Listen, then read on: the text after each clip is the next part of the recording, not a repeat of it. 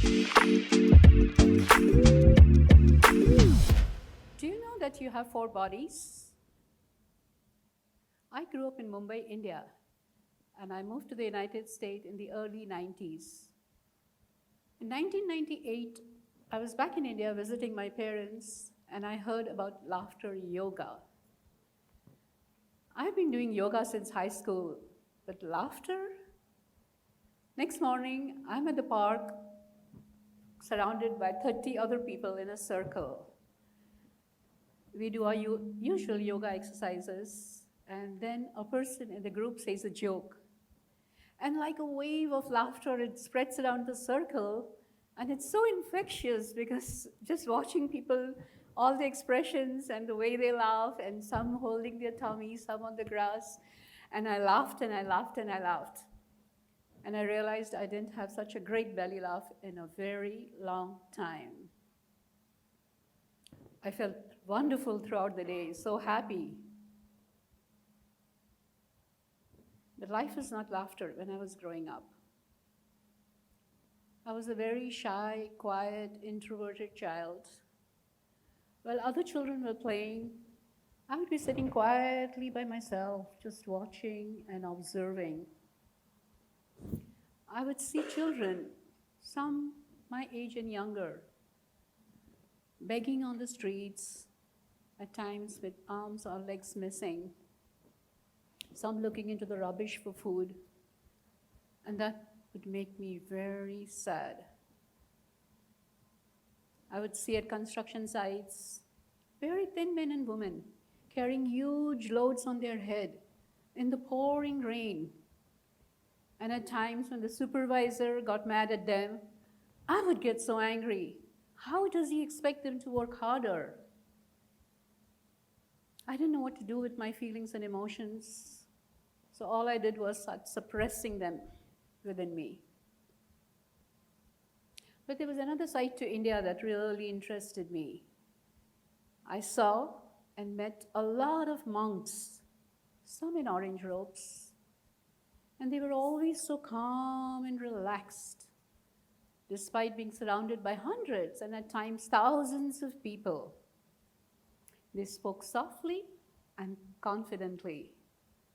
Despite the poverty and suffering around, they remained balanced.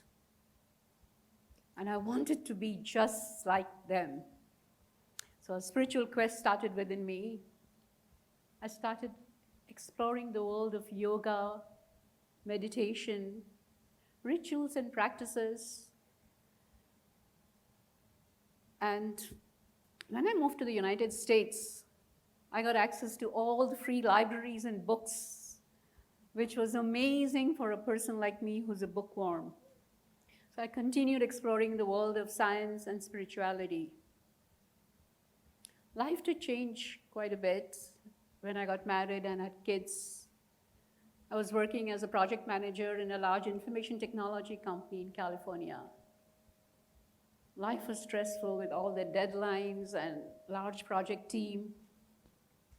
Coming home to kids, their activities. And I read somewhere at that time in a book about using hypnosis for focused concentration. And I really needed that because my mind was in all these to-do tasks that I'm doing. So I started exploring hypnosis. And suddenly the world of the subconscious and the unconscious opened up for me. And as I started looking into my subconscious, I realized how much emotional baggage I have stored there. Negative thinking, limiting beliefs. I'm not good enough. I'm too short. Life is so hard. None of that was empowering me. Having done my master's in physics, I was interested in the world of energy. How do I protect my energy? How do I strengthen it? So doing my learning, researching, using tools, I started the task of releasing, reprogramming, and rewiring my subconscious. And suddenly a huge transformation happened. My stress levels went down a lot. My patience and tolerance went up. Previously, I would come home after a long day at work, see dirty dishes or mess lying around, and I would get so frustrated. Same scenario, I come home now, I look at it, and think, oh, my kids are having a good time. And that was a big change. My productivity skyrocketed. I was able to balance work and life much more calmly.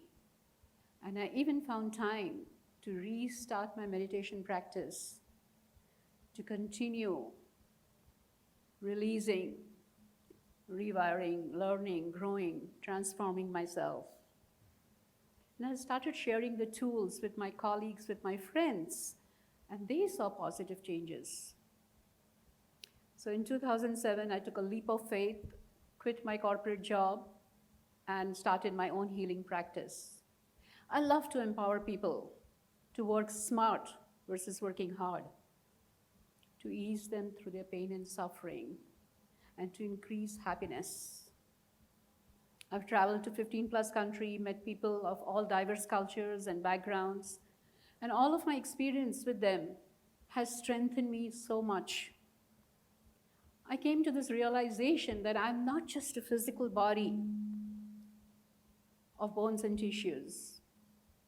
We are actually having 3 other bodies. We have an emotional body that consists of all of our emotions since childhood. So say we meet a friend after 5 years and all the emotions come up from our emotional body. Our mental body consists of all of our thoughts, positive, negative. According to research, an average person has 60,000 thoughts a day. 75% of these thoughts are negative, and 95% are repetitive. We all have a lot of work to do with our mental body. We all live our life by some values, where there's honesty, kindness, loyalty. I'm calling these values as your spiritual body. So we have 4 bodies: the physical that you see with your 5 senses, but 3 unseen bodies. But we all know we have emotions, thoughts, and values. These bodies are tightly integrated together. Most people, when they are thinking of health, are only thinking about the physical body. So it's mostly all about diet and exercise. But we have world-class athletes who are eating a good diet, who are exercising a lot, but they still go through emotional issues, mental illness, physical diseases. There is lots of scientific research being done around the world to see how our emotions and thoughts, say anger, is affecting our cardiovascular health, our physical health. And many of these studies are concluding now that our emotional systems and our mental systems are affecting our physiology, our health. So by learning simple tools and techniques, we can learn to strengthen all the 4 bodies. So think of yourself like a table with 4 legs. Each leg represents a body. If one leg of the table is weak, the table loses some functionality. But if 2 or more legs are weak, the table may look good, look fit, but you keep something heavy on it, and it'll topple. So if you're holding a lot of negativity in our emotional body, mental body, and if life throws an event at us, where there's a loss of a loved one or a physical illness, we will get unbalanced. Many people remain in the state of pain and suffering for weeks, months, and sometimes for a lifetime. I'm sure we've met people who are always frustrated, angry, and some in grief. So I dare you to see the truth of who you truly are As you strengthen each and every body of yours, all the 4 bodies, you unlock more of your skills and talents. Because each body has many gifts. If you live our life only through the physical body, we have to work hard. Working smart is using all the 4 bodies. So I dare you all to change your thinking, the conventional way of thinking of wellness, to realize that by simple tools and techniques, you can enjoy better health, age gracefully. So what can we do? Let's start with awareness. Awareness is the first step to change.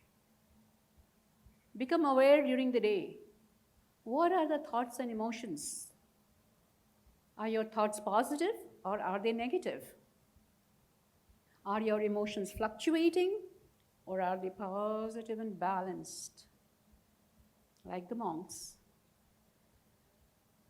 Awareness shifts your energy positively, even if you take no other action. Your breath is a powerful tool. Most of us are unconscious breathers. But when you consciously breathe, setting intentions when you inhale and exhale, you unlock the power of the breath.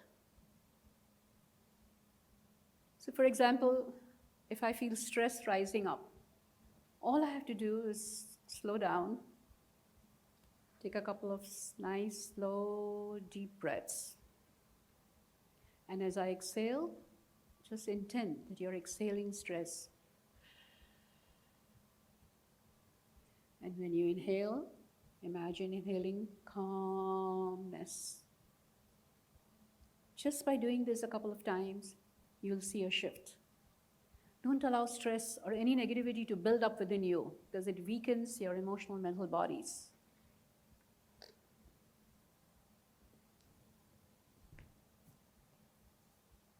Second thing you can do is laughter. I think laughter is the best equipment for all of your bodies. And who better to laugh at than your own self? I'm constantly doing that with myself. Oh, Karuna, are you back there? And it gives me a laugh, and I just shift. Social transformation begins with individual transformation.